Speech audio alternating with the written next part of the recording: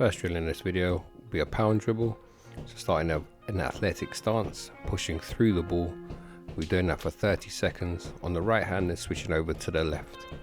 Doesn't matter if you make mistakes, that's all part of your progress, and eventually you'll be able to keep your head up and then go at a faster speed when you gain more control over the ball.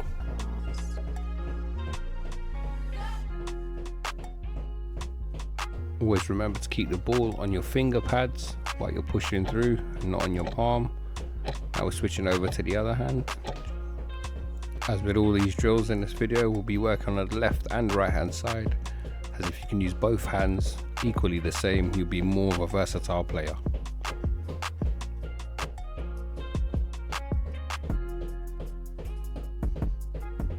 We've got our last 14 seconds left, and then we'll be going into crossovers. Main keys for crossovers: to keep your hands closer together so you've got less room for the ball to bounce loose. Let the ball hang so you get used to being able to manipulate the ball slightly as well.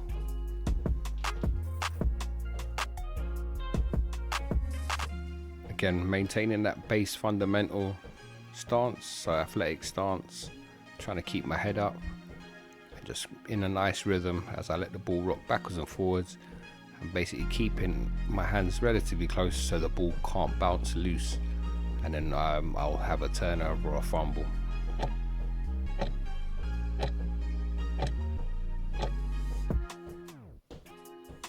Next drill is through the legs, so we're taking a sprinter stance here but still being in an athletic and balanced position.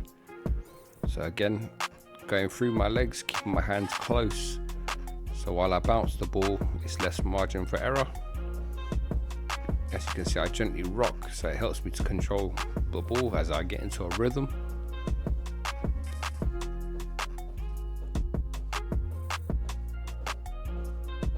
Going into our last few seconds on the left hand side through the legs, and we'll switch over to the right. All of these drills are based in a stationary manner, so you can build up a good foundation for dribbling. Then you can start adding movement and ball manipulation into it, and that will help you to improve your handle. Obviously, I would suggest as well to play one-on-ones, so you get used to defenders' movements and also how your moves are effective or non-effective against certain defenders. Last few seconds here, and then we'll be going into behind the back dribbles. I'm also going back to playing the one-on-ones. I'd say that the advantage to that is actually having that physicality as well, so you get used to it. A lot of times people use cones, which is nothing wrong with, but at the same point, when you have that physicality when it comes to playing in a game, you'll be more used to it, because obviously you're not going to get a lot of contact from cones. So here, last few seconds of the behind the back, again making sure I keep my hands close to my body, the ball's pounded down, so then my hands are easily ready to receive it. The next drill will be the protection dribble. So here I'm staying in a similar athletic stance as the pound dribble, but I've turned to the side. My head is in line with my shoulder, so I can see the court in front of me. I have my off arm up and staying low and athletic and keeping the ball as far away from the defender as possible. Obviously starting on the right hand side, and then we'll be switching over to the left hand side shortly. This can be used to create space from a defender, so if they're pressuring you, keep the ball safe, and then you can retreat and then give yourself some space to make a read.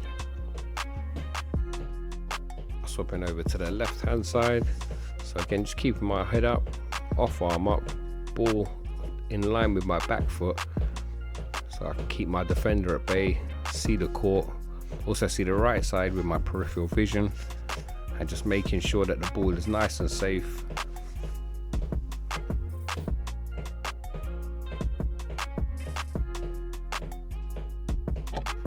Last few seconds left, and then we'll be going into V dribbles, starting on our left hand side. So V dribble, so basically pounding the ball down with the same hand and then just dragging it back, but again making sure I pound the ball down, staying in that athletic position. Basketball is a very athletic game, so you want to be as agile and as explosive as possible.